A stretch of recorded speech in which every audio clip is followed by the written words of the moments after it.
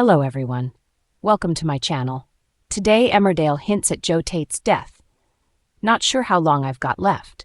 Emmerdale's Joe Tate's health appears to be deteriorating, as Noah Dingle has a flashback that could incriminate him for the limo crash disaster. In tonight's hour-long episode, the ITV soap hinted at Joe's fate as he was on the phone with an unknown person. Joe was angrily telling them that their plan wasn't as bulletproof as they thought, and they needed to act quickly.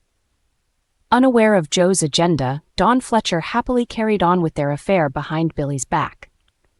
At home farm, she propositioned Joe for later, but sensed his mind was elsewhere. Joe headed to the Woolpack before their rendezvous, finding Noah and Charity there. Noah was struggling with his guilt over the crash.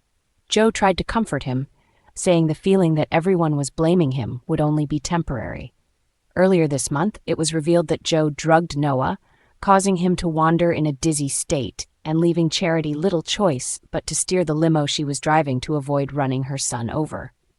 The crash caused the deaths of Susie Merton, Layla Harding, and Amy Barton.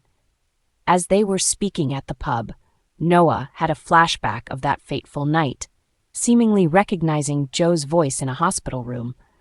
"We've come this far. Just get it over with," Joe told a doctor in the flashback. Noah was taken aback, immediately quizzing Joe about it. "Were you there? The night I were drugged?" Noah asked, but he couldn't remember more details about the drugging. Joe suggested that the drugs Noah had been injected with may have messed with his memory and that him repeating, "get it over with," might have triggered him. After he left, Charity realized Joe knew Noah had been injected, though details of the drugging weren't public. She confided in Ross Barton, who tailed Joe to get to the bottom of it. Joe showed Ross his boarding pass for a flight to Brussels the day before Valentine's, meaning he couldn't have possibly harmed Noah as he was on his way back when the crash occurred. At the cafe, Kim confronted Dawn about Joe, asking for her help to understand what he's keeping from both of them. Dawn left a message on Joe's voicemail, hinting that Kim suspected of their affair, and they'd have to be extra careful. Meanwhile, in the barn, Joe looked visibly ill, but managed to talk his way out of Ross's accusations. However, Ross decided to keep him tied up a bit longer, throwing his phone away and rushing out.